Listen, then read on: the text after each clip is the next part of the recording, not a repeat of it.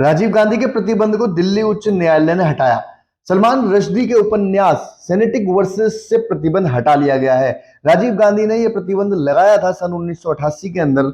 हम आपको बता दें कि दिल्ली उच्च न्यायालय ने सलमान रश्दी के उपन्यास द सेनेटिक वर्सेस के आयात से प्रतिबंध हटा लिया है। वर्ष 1988 में तत्कालीन प्रधानमंत्री राजीव गांधी ने इस किताब पर प्रतिबंध लगा दिया था और इसे देश में लाया भी नहीं जा सकता था।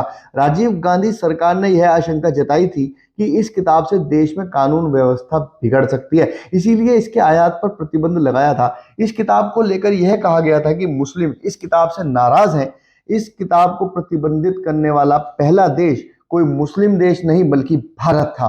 इस मामले को लेकर न्यायालय में संदीपन खान ने एक याचिका दायर की थी, जिसमें उन्होंने याचिका में कहा कि वे भारत में इस उपन्यास को आयातित करना चाहते हैं, मगर वे इसे भारत में नहीं ला सकते।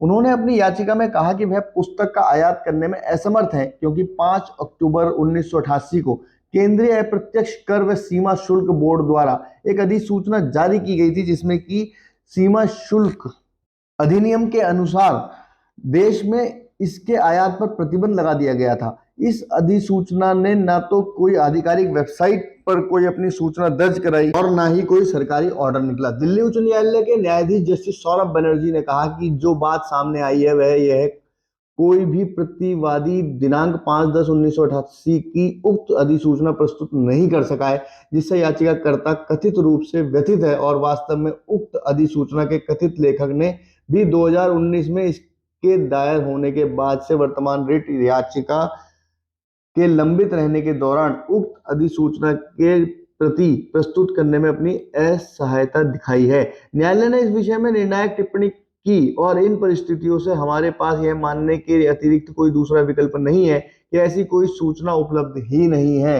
हम इसकी वैधता की भी जांच नहीं कर सकते और याचिका को निष्फल मानते हुए इसका निपटारा करते हैं। इस टिप्पणी को लेकर सोशल मीडिया पर भी चर्चाएं गर्म है।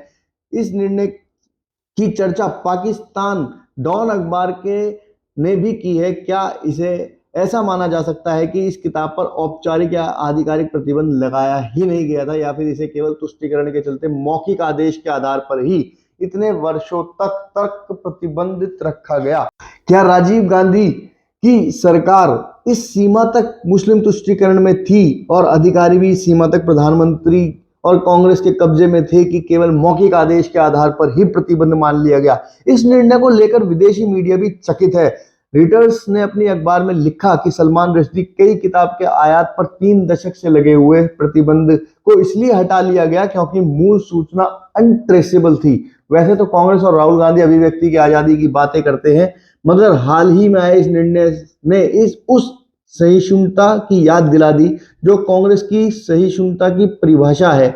जहां राजीव गांधी ने मुस्लिमों के विरोध के चलते इस किताब पर प्रतिबंध लगा दिया था, वहीं फिल्म आंधी को कैसे भूला जा सकता है, जो वर्ष 1975 में रिलीज होने वाली इस फिल्म पर केवल इसलिए प्रतिबंध लगा दिया गया था क्योंकि ऐसा कहा गया था कि इस फिल्म में इंदिरा गांधी के जीवन से प्रेरित है।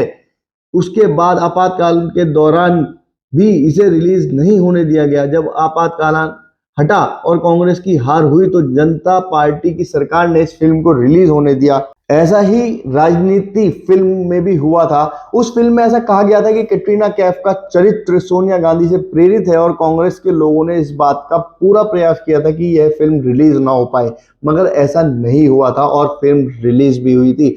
आप सभी ने देखा जिस तरीके से एक किताब के ऊपर प्रतिबंध लगा और केवल मौखिक प्रतिबंध ही इतने वर्षों तक वो प्रतिबंध चलता रहा, किस तरीके से आधिकारिक सूचना ना होने के बावजूद ये प्रतिबंध लगा रहा और एक याचिका दायर करने के बाद दिल्ली उच्च न्यायालय ने इस प्रतिबंध को खारिज कर दिया। देखना होगा कि राजीव गांधी ने लगा रखे हैं और कब उन प्रतिबंधों को हटाया जाएगा। अगर आपको ये जानकारी अच्छी लगी हो तो हमारे चैनल को सब्सक्राइब करें, वीडियो को ज्यादा से ज्यादा शेयर करें और ऐसी खबरों के लिए हमारे साथ जुड़े रहें। धन्यवाद।